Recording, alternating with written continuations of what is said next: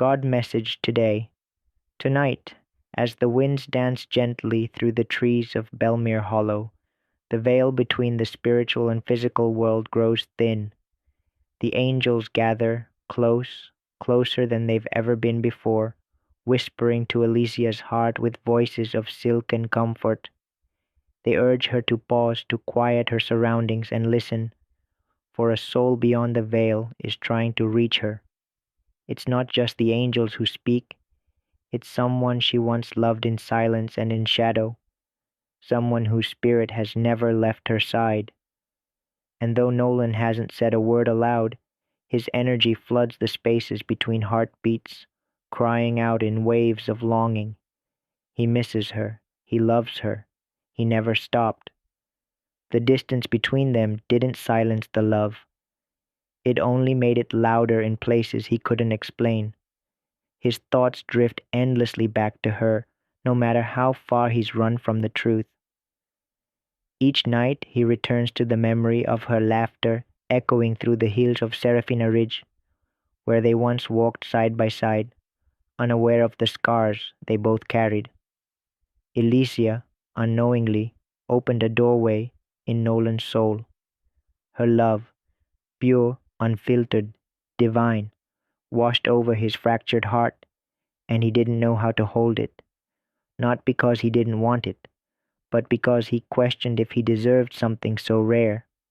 And so, in the moment when he should have stepped forward, he stepped away. Fear disguised as self-preservation led him into silence, and he thought she'd forget. But she didn't, and neither did he. The angels watched Nolan wrestle with regret, watched as he replayed the look in her eyes the last time she stood before him. Eyes that held galaxies of patience and storms of sorrow. He remembers the way her presence felt like returning home after lifetimes of wandering. And now, without her, even the loudest rooms feel empty. He notices her absence everywhere. The melody she used to hum, the book she once underlined, the scent of lavender she left behind in his favorite mug. These small hauntings become sacred reminders. Alicia, now surrounded by golden light in her quiet apartment overlooking Juniper Lake, feels the echo of Nolan's soul at night. The angels deliver his thoughts like morning dew on her windowsill. Delicate, persistent, true. They want her to know he never intended to hurt her. Every word unsaid, every action misunderstood. It all stemmed from confusion, not cruelty. If he could rewrite time, he would kneel at her doorstep with open palms and truth dripping from his tongue. Instead, he remains still, afraid, afraid that if he speaks now, it will be too late.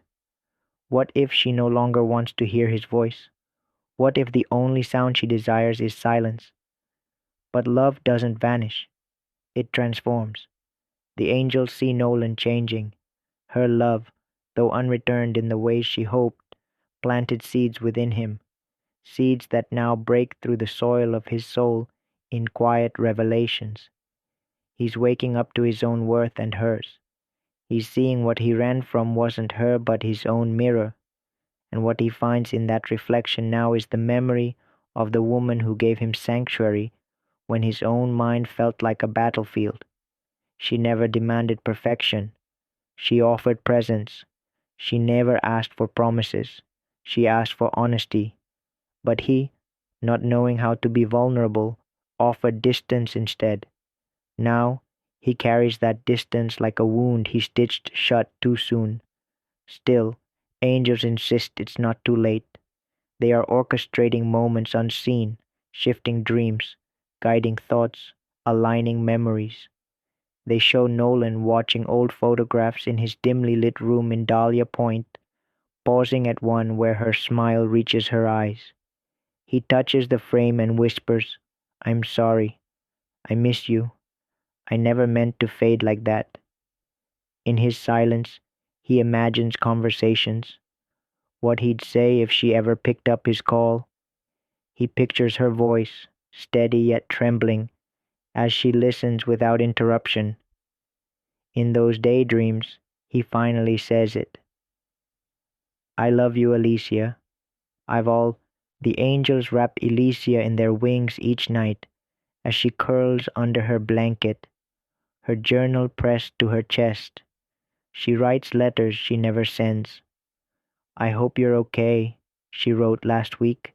I hope you found what you were looking for, but I also hope you know I loved you through every unanswered message. And he knows, through dreams, through songs, through the way rain taps against his window, in the same rhythm her fingers once danced on his arm. He feels her. It breaks him and heals him all at once. Nolan now walks through his town with different eyes. He pauses at bakeries where they once shared muffins. He lingers at bookstores where she found her favorite poetry. And when he hears a violin playing in a street performance, he remembers how she wept at that same sound once. He understands now what made her cry wasn't the melody, but how deeply it moved something inside her.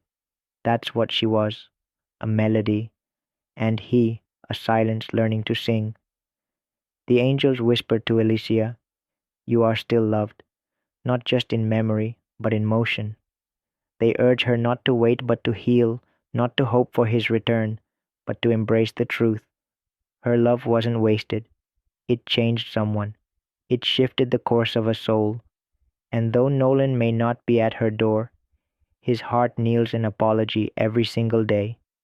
The divine sees it all, every prayer she made, every tear she swallowed, every smile she gave when she was breaking. And now, the universe conspires to bring clarity, not necessarily reunion, but revelation. And in that clarity, something beautiful blooms.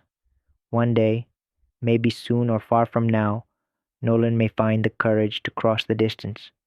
He may send the message he's written 1,000 times in his head. He may finally admit, I'm ready now. I want to love you in the way you always deserved.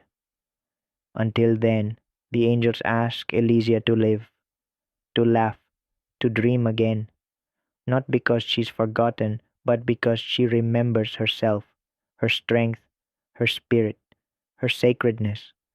Because in the end, this was never about just Nolan. This was about her growth, her healing, her divine connection to something greater than abandonment or silence. She didn't lose love. She became love. She didn't lose him. She found herself. And the angels sing softly tonight in the corners of her room, through the shadows of the past, whispering, you are unforgettable. You are beloved. And this love, though quiet, was never invisible. It was real. It still is. And the one who carries it, though silent now, will carry it forever. Type yes if you believe in Ode. Type 1111 if you believe in God.